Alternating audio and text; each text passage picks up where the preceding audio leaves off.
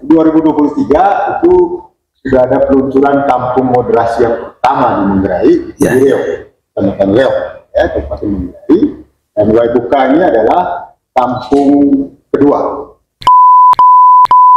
Yang kita kenal dari dulu itu toleransi. Toleransi, ya. Lalu kemudian belakangan muncul istilah moderasi.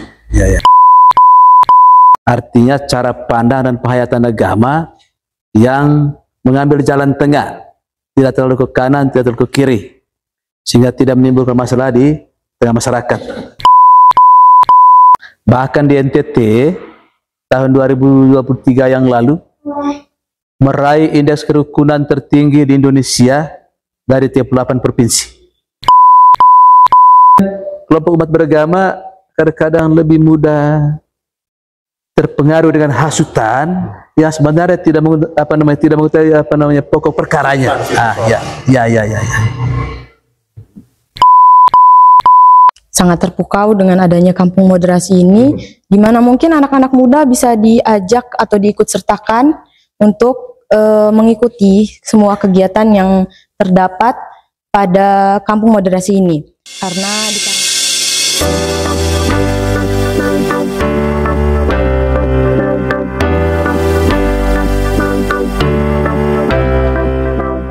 Hai Smart Netizen, Flores Net TV. Saya malam ini kedatangan tamu istimewa. Yang pertama, Bapak Kepala Kantor Kementerian Agama Kabupaten Manggarai. Selamat malam. Selamat malam nih, Bapak. Selamat malam. Bapak Pontius Mudin Esfil.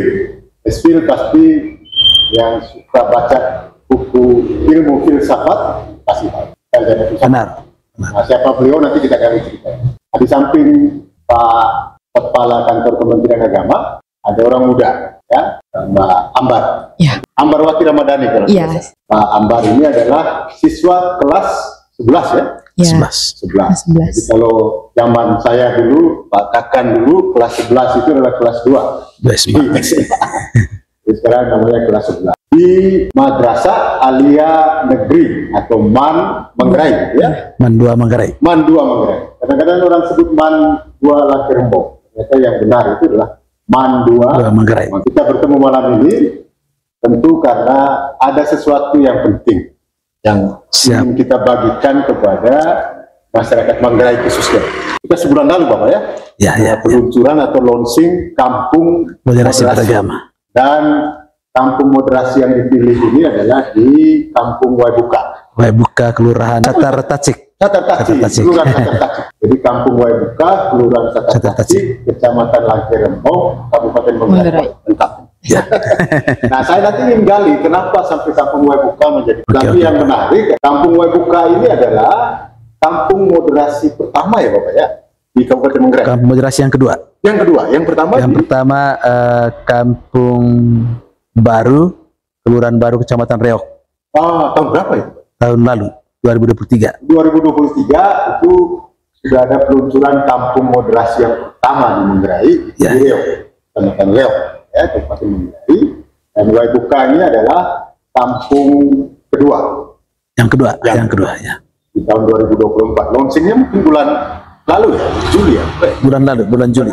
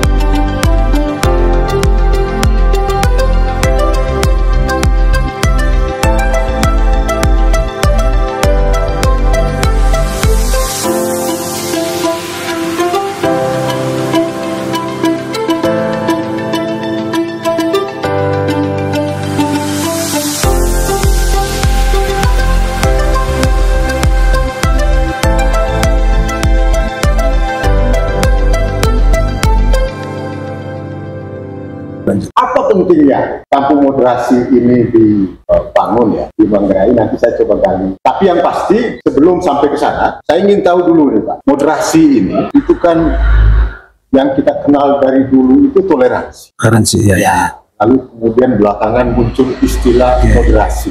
Nah ini biar masyarakat kita juga lebih paham beda antara moderasi dan toleransi itu. Nah ini kita perlu tahu.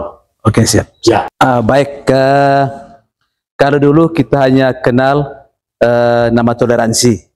Nah, memang salah satu muatan dari moderasi adalah toleransi. Moderasi itu nama umumnya, yaitu cara pandang jalan tengah, moderat, kesedangan. Dari bahasa Inggris moderation, bahasa Latinnya moderatio, kesedangan, tidak berlebihan.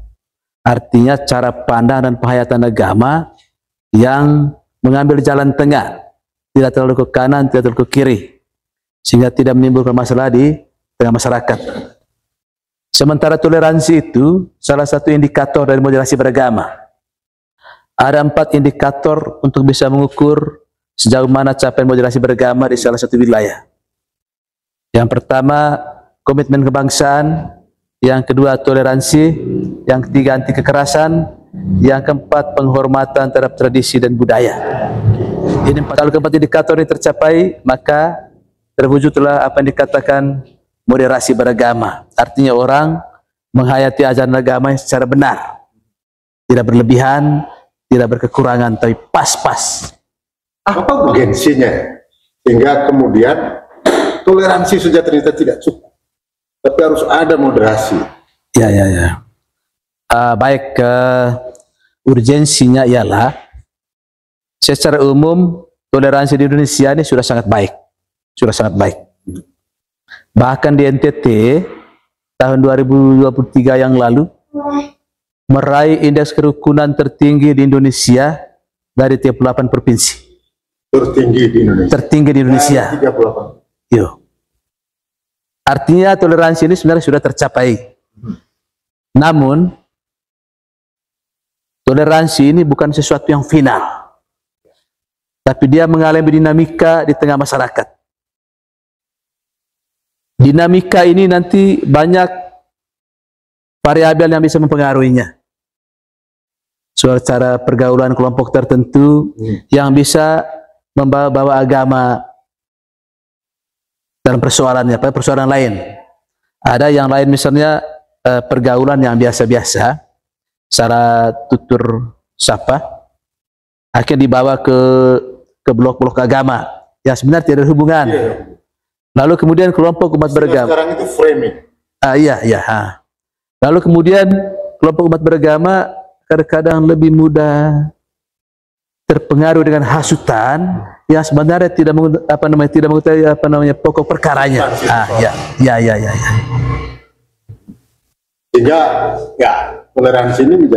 Sehingga toleransi ini sebenarnya meskipun sudah terwujud toleransinya, tapi harus diupayakan terus-menerus ada penguatan moderasi beragama secara masif, secara sistematis dan terstruktur, sehingga nanti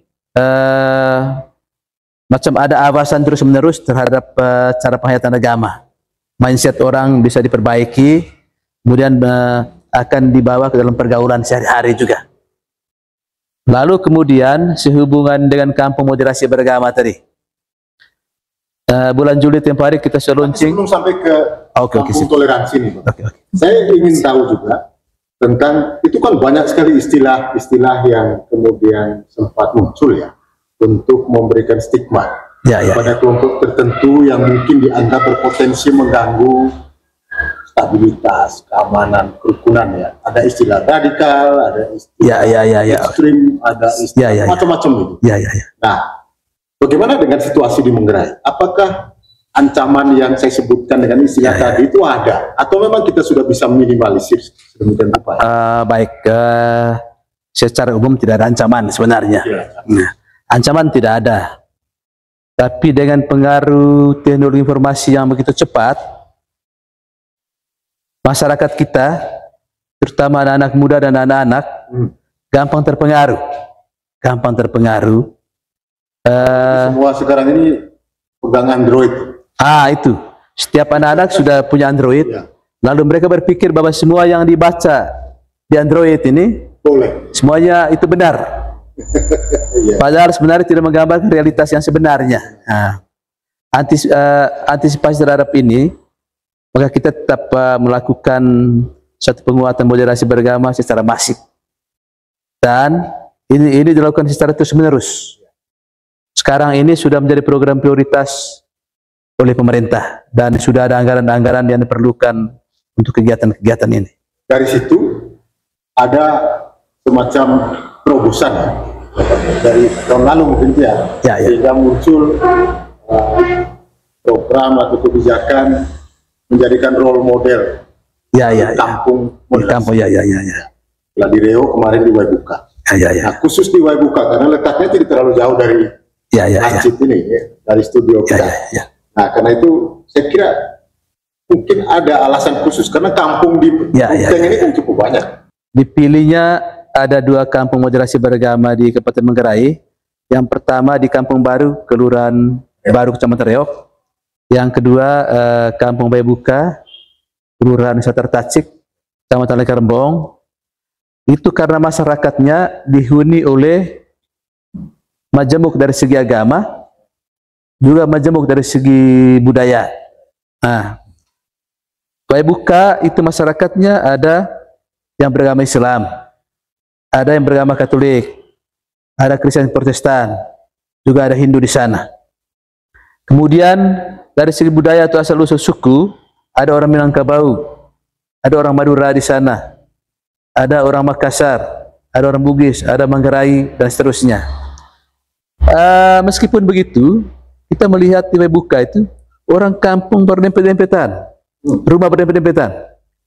Di sebelah kanan yang Katolik, di sebelah kiri yang Muslim. Tapi sampai sejauh ini kita tidak pernah mendengar riak-riak yang menonjolkan perbedaan di sana.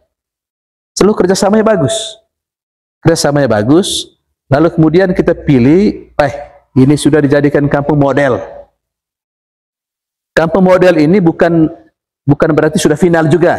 Nah, dengan nanti mereka sudah mengenal diri sebagai kampung model, maka mereka harus mempertahankan itu, bahwa bukan selesai sampai tahun ini atau tahun depan, tapi untuk selanjutnya mereka menjadi model bagi kampung-kampung lain di Manggarai.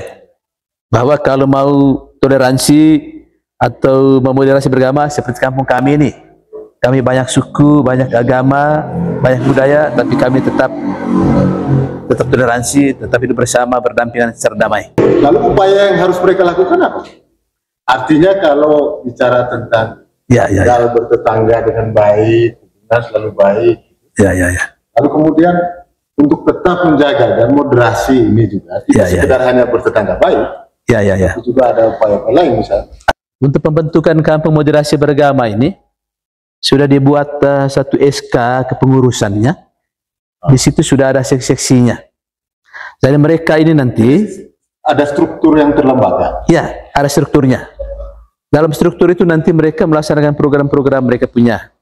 Ada misalnya kerja bakti bersama, ada bersih rumah ibadah bersama, atau ada kegiatan budaya secara bersama-sama.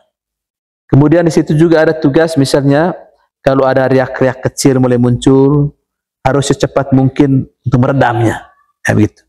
Dan di komunitas ini yang terstruktur tadi itu lintas agama sifatnya. Ya, lintas agama semua. Itu kepengurusannya hampir semua agama ada di dalamnya. Ada Katolik, ada Islam, ada Kristen, ada Hindu di dalamnya. Tapi Buddha mungkin kita belum terlalu banyak atau belum Buddha sebenarnya ada. Di Manggarai ini kita sudah bentuk itu organisasinya pada tahun 2021 sudah ada. Setia Manggala apa namanya. Lalu pimpinannya seorang dokter, warga yang banyaknya ada dirangkat di atas rumah sakit itu. Nah, hanya berapa kali kegiatan ini mereka jarang hadir.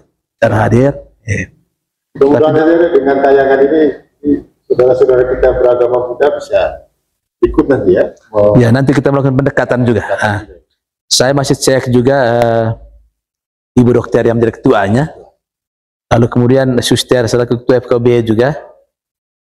tempo hari saya sudah meminta supaya salah satu ketuanya dimasukkan dalam pengurus FKB, tapi sudah ada satu ketua FKB mungkin belum memasukkannya, tapi saya akan melakukan pendekatan kembali supaya SK pembentukan untuk 2025 sudah ada di dalam itu. Ya, saya kira itu ya menarik apa yang disampaikan oleh Pak Kepala Kantor Kementerian Agama terkait dengan kenapa harus bergabung. Ya, alasannya ternyata itu realitas kehidupan masyarakat di kampung ini Majemuk. Situasi kondisi yang sangat majemuk. Dan hidup bertetangga ya baik-baik saja. Nah, yang semacam begini bisa jadi role model. Tapi anak-anak muda tahu tidak? Nah, saya ingin tanya dulu Mbak Ambar. Ya. Mbak Ambar ini kelas 2 MAN 2 Manggarai. Pernah mendengar tidak bahwa ada launching atau peluncuran kampung moderasi di terbuka? Karena jaraknya kan tidak terlalu jauh. Ya, jadi terkait dengan pembukaan atau launching kampung moderasi ini sebenarnya sudah pernah saya dengar.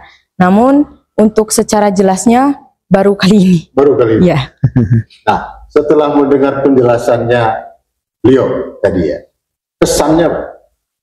Sangat terpukau dengan adanya kampung moderasi ini, di mana mungkin anak-anak muda bisa diajak atau diikut sertakan untuk mengikuti semua kegiatan yang terdapat pada kampung moderasi ini. Karena dikarenakan mungkin di tahun 2030 adanya usia produktif untuk anak usia 15 sampai 64 tahun. Jadi di mana bonus demografi tersebut, jadi mungkin bisa dipersiapkan dari sekarang untuk menuju tahun-tahun yang akan datang. Seperti itu.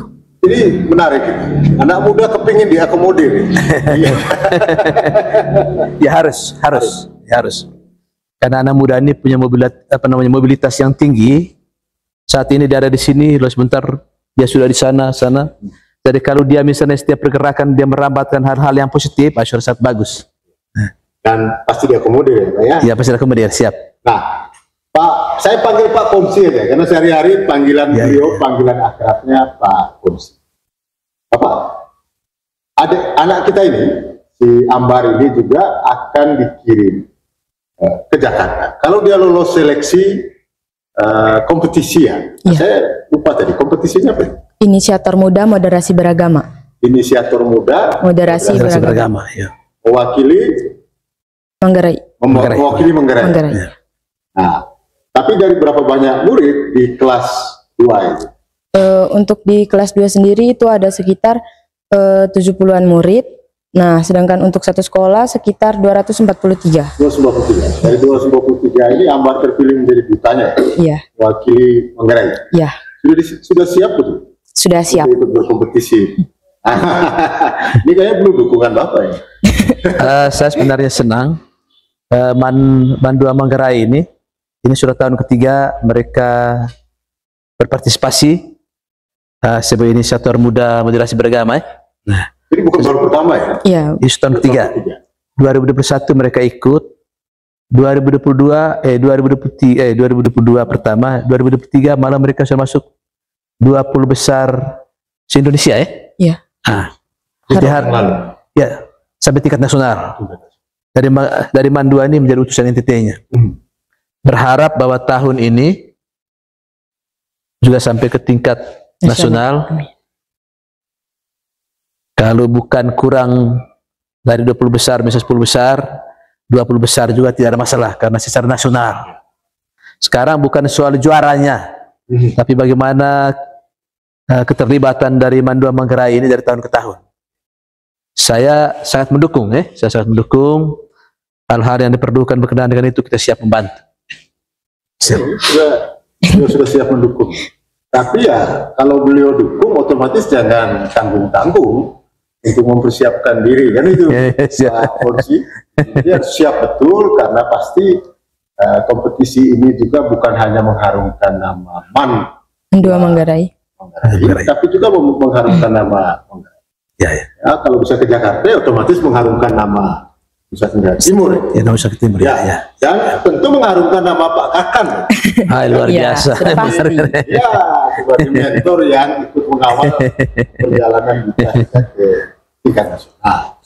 Nah, saya ingin tahu lagi nih Bapak, dari anak muda kita ini tentang moderasi, ya.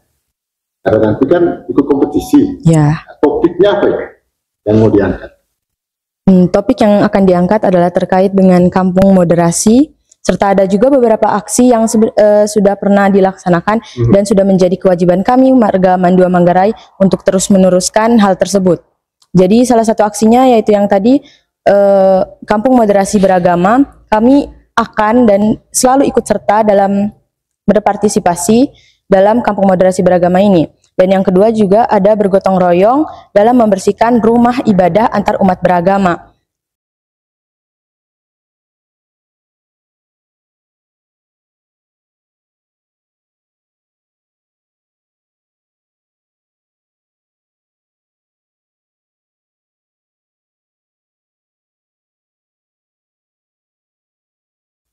Selanjutnya juga ada pengamanan ibadah peribadatan umat beragama, serta ada beberapa lagi yang mungkin tapi kalau bisa disampaikan sekarang. Di rumah-rumah ibadah itu lintas agama yang terlibat atau cuma kalau misalnya di masjid yang Islam saja atau melibatkan yang lain? Ya tentu saja ya dengan gereja, umat beragama yang lain. Kristen, gereja Katolik, masjid.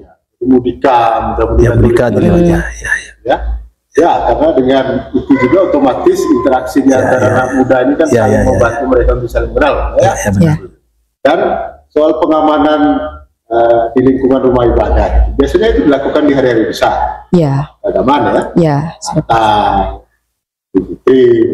Idul Adha, lain-lain. Ini dorong terus sehingga anak muda jangan. Karena kita khawatir juga Pak Fungsi melihat anak-anak muda kita yang asik dengan dunia mereka sekarang itu Android di tangan kemana-mana, masuk ke kamar tidur dengan masuk ke kamar mandi juga. Tapi yang kita bersyukur ternyata di sekian banyak kekhawatiran itu masih ada anak muda yang masih punya atensi besar terhadap lingkungan sekitarnya, termasuk perusahaan-perusahaan pesan-pesan keagamaan tadi itu Harapannya Ambar mengikuti kompetisi ini? Nah, harapan saya untuk mengikuti kompetisi ini ingin mengajak anak-anak muda zaman sekarang yang mungkin masih tidak peduli atau masa bodoh terkait dengan isu-isu terkait dengan agama ini, yang mungkin dari sedikit demi sedikit bisa menjadi membesar, menjadi perpecahan, timbul konflik. Nah, selain itu juga saya berharap dengan usaha yang sudah saya keluarkan ini, saya dapat diapresiasi oleh pemerintah setempat dan juga oleh teman-teman, dan mohon doanya semoga saja saya dapat mewakili Manggarai dan juga mewakili NTT untuk menuju ke tingkat nasional. Seperti itu. Nah, saya ingin dengar juga komentarnya Akbar ya. Kalau kita ikuti media sosial, apalagi tahun politik urusan-urusan sentimen agama itu kadang-kadang dibawa-bawa, padahal tidak semua sama sekali seperti beliau sampaikan tadi. Tidak ada urusannya, tidak ada kaitannya. Nah, sebagai orang muda, kalau membaca status medsos semacam begitu, apa komentar? Sebagai orang muda sebenarnya harus memastikan terlebih dahulu kebenaran daripada berita tersebut sebelum kita langsung menyimpulkan, lah kok begini, lah kok begitu, langsung berkomentar yang malah menjerumuskan kita ke hal-hal yang sebenarnya tidak baik. Nah, karena perkembangan media sosial ini yang memang semaraknya tidak bisa untuk kita hentikan, maka dari itu mungkin diperlukan bahwa anak muda zaman sekarang harus memastikan atau cross check, memeriksa 2 kali tentang berita-berita yang bersimpang siur sebelum mereka beralih ke tingkat selanjutnya untuk menanggapi hal tersebut, seperti itu. Ya, itu harus di cross check betul ya. Bagus. Ya, untuk mengetahui kebenaran faktanya. Jangan meneruskan yang belum dia betul itu. Diteruskan harus pastikan kebenarannya baru kita bisa berkomentar. Tapi kalau sangat sensitif sekali, lebih baik kita diam saja. Daripada nanti kita terlibat secara emosional dalam persoalan itu. Tapi kalau di Kemenak sendiri, Pak Ponsi, program-program kebijakan yang ada kaitan dengan upaya untuk mengantisipasi. Itu apa? Kalau di Kementerian Agama, kita sejak dari kurang lebih bulan Maret, kita sudah melakukan pembinaan kepada para guru madrasah, sudah 50-an, para guru agama Katolik sudah berapa ratus sudah, guru agama Kristen juga semua, para penyuluh agama Islam, penyuluh agama Katolik, penyuluh agama Kristen sudah lakukan pembinaan. Salah satunya juga persoalan penggunaan media sosial ini.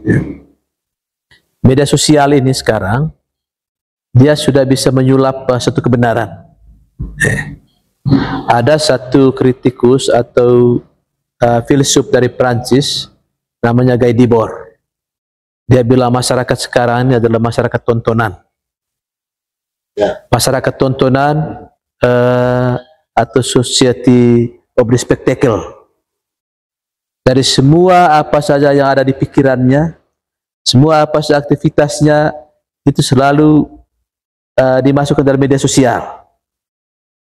Padahal risiko media sosial ini itu besar.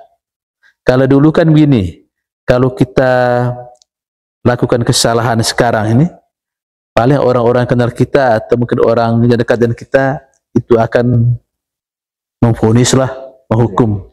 Dan media sosial ini dalam sekejap sudah dia lintas negara. Dan orang yang tidak maka orang kita tidak kenal sekalipun orang caci maki kita.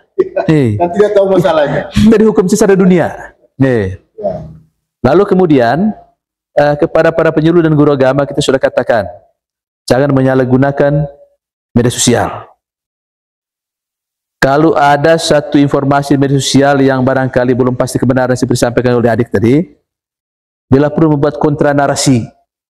Informasi negatif ini kita buat apa namanya, kita menyejukkan sedikitlah dengan bahasa-bahasa yang bagus begitu. Tidak boleh guru agama, para penyuluh atau tokoh-tokoh agama terlibat aktif dalam polemik-polemik politik apa di media sosial. Malah mereka harus jadi penyejuk lah begitu. Begitu. Kadang-kadang kasihkan juga akhirnya jadi pemain. Saya lihat justru banyak status-status guru-guru dan para penyuluh justru ya sangat aktif lah, sangat aktif. Padahal aturannya aparatur sipil negara. Jangankan buat komentar, like saja di media sosial itu sudah dia akan terjerat dengan undang-undang. Itu bisa diturunkan pangkatnya, bisa dipecat malah. Ya, Bapak Ibu guru ini warning. Karena itu saya minta kepada para penyuluh, guru-guru agama, guru-guru pada madrasah atau guru semua mata pelajaran di mana saja, kita selaku pendidik, tokoh agama, selaku penyuluh harus menjadi contoh dalam penggunaan media sosial. Tidak boleh mengikuti atau menjadi aktor-aktor yang mark-up berita. Harus bisa meredam berita-berita kekerasan atau hal-hal yang bisa memecah belah begitu. Pak, yang terakhir nih Pak Ponsi, saya ingin tahu kaitan dengan yang disampaikan barusan. Kalau di tingkat guru penyuluh agama itu memang pentingnya kebijakan sendiri. Tapi supaya juga bisa sampai kepada anak didik, apakah ada juga muatan materi pelajaran di sekolah yang disisipkan pesan-pesan tadi sehingga anak-anak juga bisa ikut. Baik Bapak, kalau menyangkut ini, kita juga sudah lakukan pembinaan kepada guru-guru, guru madrasah maupun guru-guru agama, semua agama. Itu ada penguatan moderasi beragama, mengimplementasikan nilai-nilai moderasi beragama. Kurang lebih ada 9 nilai itu. Kemaslahatan, adil, berimbang, kemanusiaan, menaati konstitusi, komitmen kebangsaan, anti kekerasan, toleransi dan menghormati budaya. Itu kita sudah apa namanya indikator-indikator menjabarkan itu bagaimana dalam proses pembelajaran kita sudah sampaikan. Hanya tinggal saja apakah guru-guru sudah melaksanakannya tidak di sekolah tidak. Tapi paling kurang secara konseptual mereka sudah paham. Ya. Lalu kita harapkan Bapak Ibu guru, terutama Bapak Ibu guru agama, mengajarkan pengetahuan keagamaan di sekolah-sekolah, juga ikut mentransmisikan muatan-muatan pesan tentang moderasi, tentang toleransi, tentang penggunaan media sosial yang terutama anak-anak agar jangan sampai kemudian hanyut dan bisa menjadi problem baru itu kalau seandainya. Ambar, Pak Fungsi sambil minum. Pemerintah Kabupaten Manggarai secara khusus pada hari ini mengucapkan limpah terima kasih untuk peran serta umat muslim dalam pembangunan di Kabupaten Manggarai. Keamanan, kenyamanan, kebersamaan, rela berkorban, gotong royong, dan banyak hal yang telah kita tunjukkan sehingga situasi Kabupaten Manggarai menjadi situasi yang kondusif untuk pembangunan, juga menjadi daerah yang nyaman untuk kita tinggali, untuk kita hidupi bersama. Kami paham bahwa di sana sini masih ada banyak masalah, masih ada banyak hal yang harus kita benahi. Percayalah bahwa pemerintah, baik pemerintah pusat, pemerintah provinsi maupun pemerintah kabupaten, berusaha setiap hari untuk menyelesaikan satu demi satu soal yang akan kita atau yang sudah kita hadapi. Sebagai pengingat betapa pentingnya cinta dan kepedulian sosial dalam kehidupan kita setiap hari. Kebaikan, kasih, dan persaudaraan tentu harus terus dibangun dalam semangat cinta. Tadi sudah digambarkan banyak oleh Bapak Bupati apa itu kebersamaan. Harapannya ini semua terus membangun suasana damai, rukun di lingkungan kita teristimewa di Kabupaten Manggarai dan Provinsi Nusa Tenggara Timur umumnya. Beberapa waktu lalu kami menghadiri konferensi Asia Afrika Moderasi Beragama di Bandung. Dalam konferensi Asia Afrika Moderasi Beragama ini, saya kaget karena Kakanwil Agama dipanggil dan kita mendapat apresiasi bahwa Nusa Tenggara Timur tahun 2023 itu dinilai sebagai provinsi dengan indeks kerukunan tertinggi dari 34 provinsi. Kami tentu di lingkungan Kementerian Agama merasa bersyukur dan kontribusi kita dari Manggarai juga tentu termaktub di dalamnya. Karena itu saya tentu atas nama Kementerian Agama mengajak kita semua di bawah pimpinan Bapak Bupati wabil khusus di Kabupaten Manggarai ini untuk terus menjaga harmonisasi, kerukunan, kebaikan di antara kita. Kehadiran kita semua pada hari ini tentu menggambarkan kebaikan dan kepedulian sosial kita dalam membangun toleransi itu baik intern maupun antara umat beragama.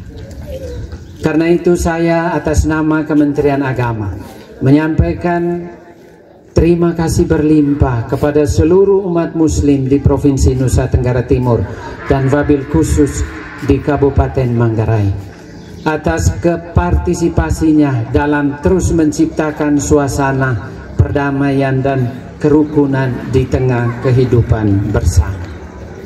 Hari ini kita berkumpul tentu karena Masjid Agung Baitur Rahman adalah sumbu yang terus membangun kasih persaudaraan di tengah kehidupan bersama.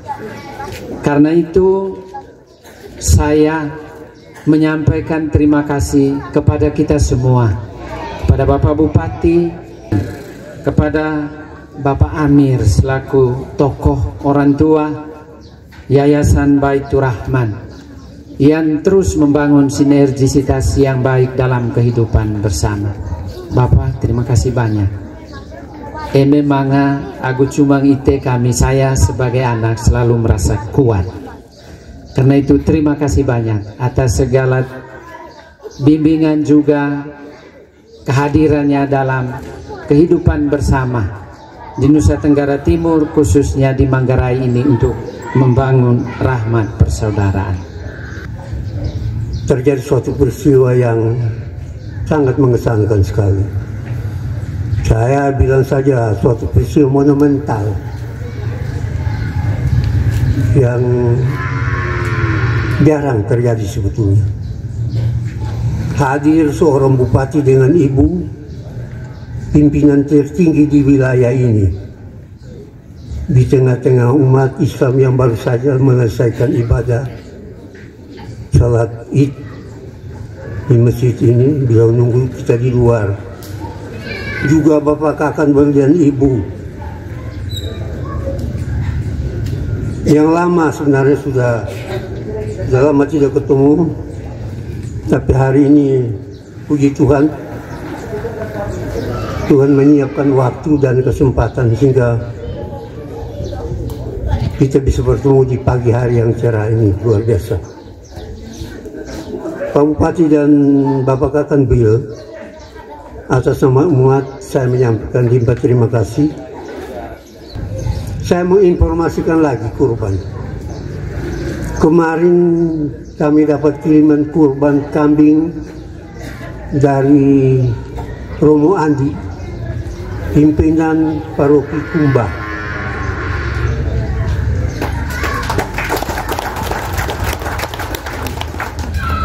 Ini sebagai bentuk dalam menjalin kerukunan, persaudaraan, kekeluargaan yang akrab yang selama ini sudah kita bina.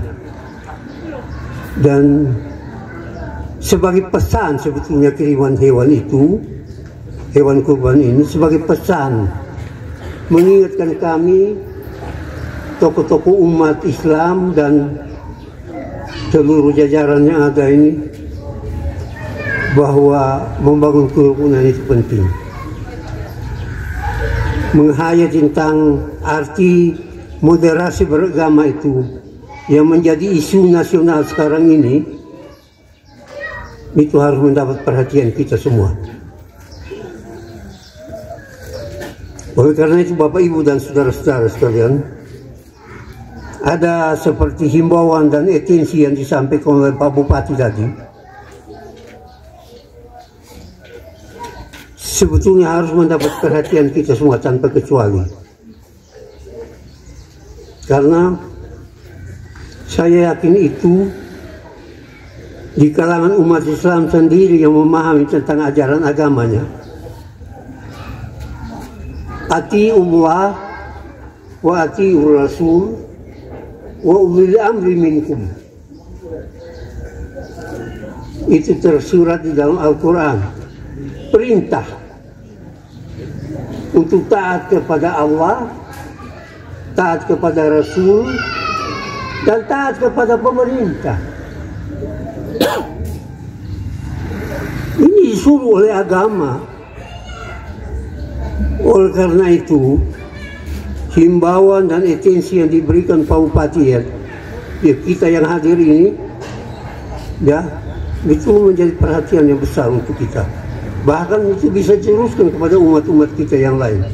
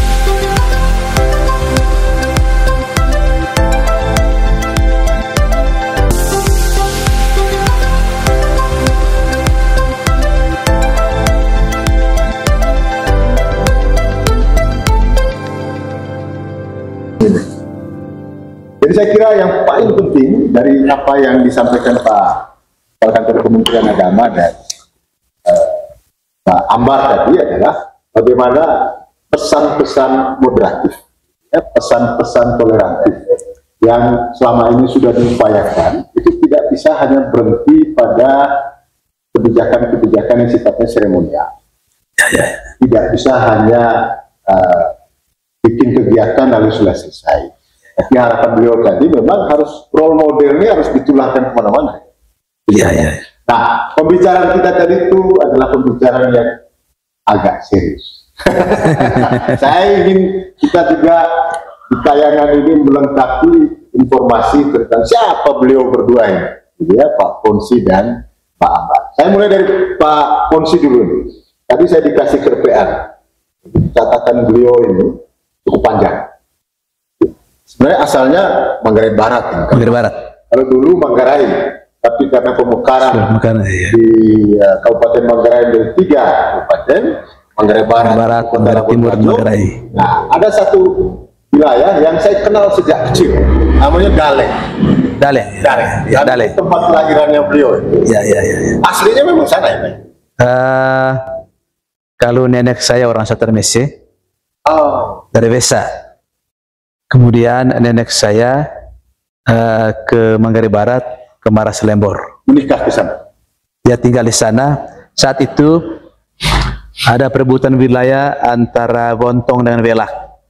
Akhirnya raja menugaskan ini Gelarang atau utusan raja untuk menjadi penengah. Lalu tinggallah di wilayah tempat masalah. Lalu kemudian karena sudah lama tinggal di situ, akhirnya berdiam di situ sudah. Betah sudah dia. Ya. Ada istilahnya waktu itu Biar Velak, Luar Bontong. Wilayah permasalahan itu menjadi wilayah Bontong sudah. Lalu kemudian kami penenek tetap tinggal di situ. Kemudian bapak saya menikah, ambil mama di Daleng Sampah, lalu tinggal di Daleng Sampah. Daleng, wilayah Bajo juga dia. Tapi kalau orang tua dulu apa bapak pekerjaan? Ya, pekerjaan ayah dulu? Petani sawah.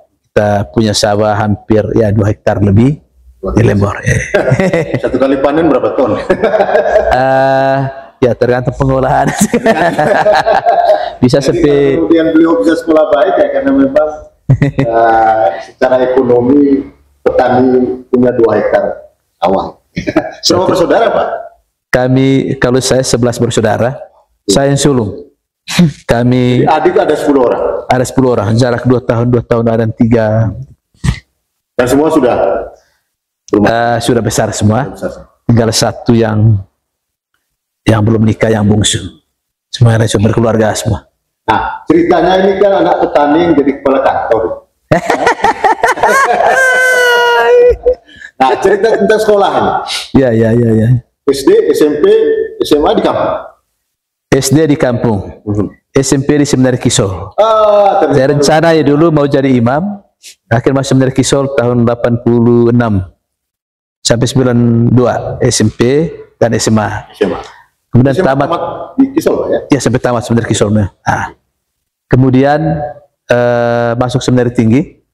Oh, sempat di Ledalur. 92. Kemudian tahun 97 saya top di Pota sampai 99. Sempat top ya? Top. Setelah top saya masih kembali ke sana lagi.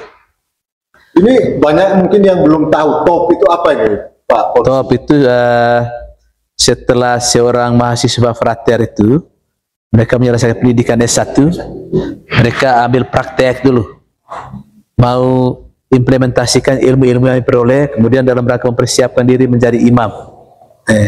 Di gampangnya itu ilustrasi perbandingannya kalau sekolah kedokteran sebelum jadi dokter dia jadi koas. Ya. Lalu kemudian saya minta istirahat dalam waktu yang tidak tentu, akan pada saatnya kembali ke sana. Tapi begitu saya pulang, rame-rame testing di sini di Kabupaten Manggarai ini ada formasi CPNS. Iya, tahun 2000. Saya pulang dari Momere itu akhir 99. Akhirnya ikut testing dan formasi guru SD pada sekolah negeri. Berarti itu zaman reformasi ini Pak ya? Sudah mulai reformasi, sudah mulai reformasi. Nah, sudah berlaku sudah undang-undang reformasi tahun 99. Akhirnya jadi guru agama SD, tapi tidak tahu mengajar karena kita kan sekolah studi filsafat bahasa tinggi-tinggi semua bahasa. Bukan bahasa ini. Tidak tahu mengajar. 2 tahun penyesuaian baru bisa mengajar. Kemudian. Tapi mengajar pertama di SD Wenake. Oh, di Wenake. Saya mengajar agama Katolik di sana. Tapi dalam kenyataannya tidak mengajar agama Katolik saja, bahasa Indonesia, IPS gitu. Sebenarnya belajar banyak. Belajar macam-macam ilmu. Kemudian tahun 2007 jadi pengawas pendidikan agama Katolik Manggarai Barat. 2006 tarik ke struktural di kantor sudah menjadi kepala seksi pendidikan agama Katolik. 2016 saya yang merintis kantor Kementerian Agama Kabupaten Manggarai Timur. Saya PLT kepala sekaligus Kasubag TU. Sudah definitif pemekaran. Sudah pemekaran 2007, tapi kantor Kemenaknya baru dibuka 2016. Ya, terlambat. Sementara Kabupaten Manggarai Timur. Yang merintis itu Pak Ponsi ya? Iya. Saya PLT kepala pertama di sana, dan tidak lama juga. Tapi jabatan definitifnya Kasubag TU selama 2 tahun. Dan pindah ke Ruteng 2018 sampai 2022, lalu kembali ke Labuan Bajo 2022 sampai 2023. Di luar dugaan, dia akan jadi kepala kantor di Manggarai. Jadi tour of duty-nya sudah cukup. Hingga dengan roadshow keliling dianggap wah. Jadi kalau lihat Pak Ponsi ini, saya terkenal masa kecil saya ketika dulu ada ya teman main tenis lantai. Ya. Saya ketika masih SMP, SMA itu dengan kepala kantor Departemen Agama zaman dulu. Ya, benar. Yang kemudian menjadi Dirjen Bimas Katolik, Pak Stefanus. Pak Stefanus, ya. Beliau dekat sekali, dan saya kira pertemuan saya dengan Pak Ponsi malam ini itu mudah-mudahan menjadi inspirasi dan menjadi motivasi ya. Siapa tahu besok itu Pak Ponsi mengikuti jejaknya ketika dipercaya jadi kepala kantor Kemenang. Ya. Perasaan Pak Ponsi pertama itu kan tidak terbayangkan sebelumnya. Ya. Pada saat jadi kepala kantor itu, sebenarnya saya juga agak terkejut juga. Ya. Karena saya sudah tidak membayangkan lagi jabatan. Memang saya ini tipe orang kerja-kerja saja. Tapi ketika jadi kepala kantor, saya berpikir begini, rupanya rahmat tersembunyi dari kerja keras saya, sekalipun saya tidak berambisi. Lalu saya berkomitmen supaya saya dalam jabatan kepala kantor ini, saya gunakan yang sebaik-baiknya. Saya terus belajar dari kekurangan yang ada, supaya tidak sekedar dari kepala sekedar formalitas begitu. Harus menunjukkan ada gregetnya begitu. Ada gregetnya, terus belajar. Tapi dari upaya belajar itu ada banyak juga kejutan-kejutannya. Saya bercontoh. Tiba-tiba saya dapat penghargaan jadi tokoh publik pendukung zakat. Saya dipanggil ke Jakarta. Toko publik pendukung zakat. Saya dipanggil ke Jakarta. Oleh Kementerian Agama di pusat. Iya, dipanggil oleh Kepala Basnas RI. Yang mengherankan saya lah, saya satu-satu orang Katolik yang dapat penghargaan itu. Oh, luar biasa. Dari situ saya pikir, ternyata yang saya omong selama ini ada banyak benarnya sih orang kesehatan. Wah, ini saya juga surprise ya. Ternyata Pak Ponsi mendapatkan penghargaan dari Ketua Basnas ya. Iya. Itu wah, luar biasa. Ini selamat. Provisiat untuk Pak Ponsi. Rasanya tidak lengkap kalau saya gali cerita lain tentang keluarga. Kalau ibu, Pak. Iya. Karena kalau dalam beberapa kali pertemuan saya bertemu, tapi saya cerita sedikit tentang. Baik, dari perjalanan saya tadi istirahat dari jalan panggilan menjadi imam tadi, kemudian saya ikut tes, tapi sebenarnya saya masih bisa peluang kembali sebenarnya, karena saya minta istirahat, bukan saya keluar sama sekali. Tapi dalam perjalanan ketika saya sudah jadi PNS, saya sudah semacam boleh melupakan jalan menjadi imam sudah. Akhirnya saya sudah fokus fokus kerja sebagai PNS, lalu kemudian secara alamiah saya prosesnya kita mau menikah sudah. Mau menikah. Saya menikah tahun 2001. Nah, sudah punya 2 anak yang sulung mau wisuda sudah 31 Agustus ini. Yang kedua kelas 1 SMA. Laki perempuan? Perempuan semua. Perempuan semua. Wah, ini biasanya kalau nanti ada yang ngambil, tinggal sendiri lagi berdua sama ibu. Saya mulai cemas. Banyak teman-teman kasih ganggu bisa, oh jangan kok. Saya mulai tidak aman. Tapi ibu satu kampung? Ibu dia dari kampung Daleng juga, tapi Daleng sebelah menyebelah. Kami dipisahkan dari 1 kali, tapi tidak berjauhan juga. Dia Daleng Bontong, saya Daleng Sampah di sebelahnya. Dipisahkan oleh Kalibayara. Kayaknya dulu sempat lirik-lirik di sebelah kali. Tidak juga, karena memang usia saya dan ibu juga lumayan berjarak juga, 8 tahun itu. 8 tahun. Saya juga tidak kenal sama sekali sebelumnya juga dia, karena saya begitu tamat SD saya sudah di seminari, terus sampai seminari tinggi, tidak pernah lagi saya kenal orang-orang apa namanya. Jangankan orang kampung lain, di kampung dalam satu kampung saya anak-anak muda sekarang saya sudah saya jarang kenal mereka. Pak, ini saya anak dari jangan marah, karena sudah lama di luar kampung, Jadi anak-anak yang sulung sebentar lagi. Yang sulung sebentar lagi sudah. Kalau yang kedua? Yang kedua kelas 1 SMA. Kelas 1 SMA. Jadi ya saya kira salah satu, saya ingat Pak SBY ya, dalam satu kesempatan beliau mengatakan salah satu potret kalau kita ingin memilih pemimpin itu yang pertama itu pasti kita mulai lihat dari keluarganya. Jadi kalau potret keluarganya itu bisa dipimpin dengan baik, ya pasti mengurus orang pasti baik. Saya kira apa yang diceritakan Pak Polisi tadi ya. Nah, saya dulu tahu betul bahwa seminari ini memang kawah canda di muka keilmuan. Ya? Jadi kalau sudah bilang lulusan seminari, pasti oke lah. Biasa saja. Kalau teman satu angkatan ini masih jadi imam? Dengan Monsinyur Maksi Regus yang sudah terpilih di satu angkatan. Saudara kita ini. Saya kemarin sempat ngobrol. Iya. Monsinyur kita, Bapak Uskup Labuan Bajo. Ya. 1 November nanti akan ditahbiskan. Ya, ditahbiskan ya. Oh, 1 November. Wah, saya bilang saya akan hadir itu. Mewakili Bapak Haji Amir. Jadi itulah cerita menarik tentang siapa sosok Pak Polisi. Sebelum beliau menjadi Kepala Kantor Kementerian Agama, sampai kemudian kita doakan sehat selalu. Kemudian perjalanan karir beliau makin kinclong ke depan, gitu ya. Karena saya amin. Kalau orang baik itu selalu pasti mendapatkan. Tidak lengkap kalau saya tidak gali cerita dari Pak Ambar ini. Pak Ambar umur berapa sekarang? Sekarang 16 bulan depan berat 17. Ya, masih muda sekali. Jadi 16 tahun sudah mulai menjadi juru kampanye moderasi. Ya. Jadi saya kira tinggal saja barangkali Pak Polisi, kita ingin agar kita moderasi itu juga mulai muncul dari teman-teman saudara-saudara kita agama yang lain ya. Kalau Ambar ini Islam, mudah-mudahan ada duta moderasi dari yang muda-muda dari Katolik, Kristen, Hindu, Buddha juga mungkin.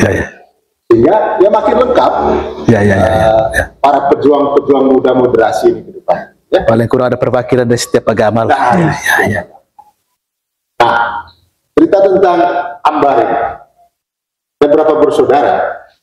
6 bersaudara. 6 bersaudara. Ya. Masih mau nambah lagi ya?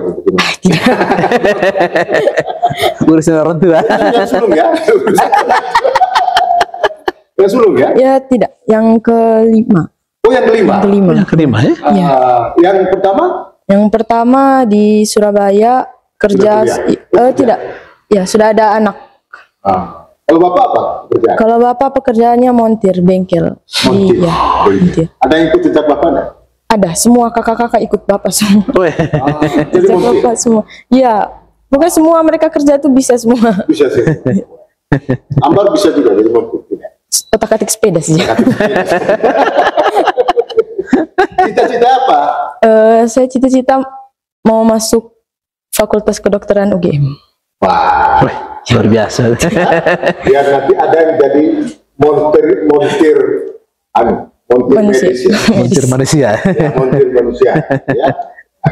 Kemudian berhasil. Nah, saya kira cerita tentang moderasi, cerita tentang siapa Pak Ponsi, siapa Mbak Ambar, itu belum lengkap. Masih banyak yang bisa digali yang menarik. Tetapi saya kira pertemuan ini tidak boleh berakhir hanya sekali. Saya akan undang lagi beliau di kesempatan lain dengan topik yang berbeda. Tetapi yang paling penting dari seluruh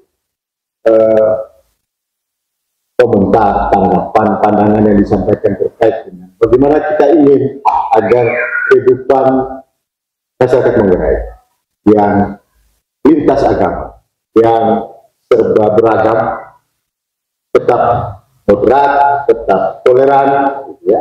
Dan itu memang harus dimulai dari terobosan-terobosan baru. Salah satunya adalah membangun kampung Moderasi beragama. Nah, mudah-mudahan kampung moderasi beragama ini tidak hanya di Riau dan di Webuka, tapi akan muncul kampung-kampung moderasi di seluruh kampung yang ada di Manggarai, tanpa harus menunggu dilonsing oleh pemerintah atau kantor Kementerian Agama. Siap. Jadi saya kira inisiasi harus dimulai dari kita sendiri. Kampung-kampung yang ada di Manggarai dimanapun berada harus menjadikan Riau dan Webuka itu sebagai role model. Nah, tinggal saja bagaimana kita tetap memiliki panduan yang sudah ada di kantor Kementerian Agama. Ketemu di kesempatan lain dengan topik yang berbeda. Selamat malam. Terima kasih. Baik.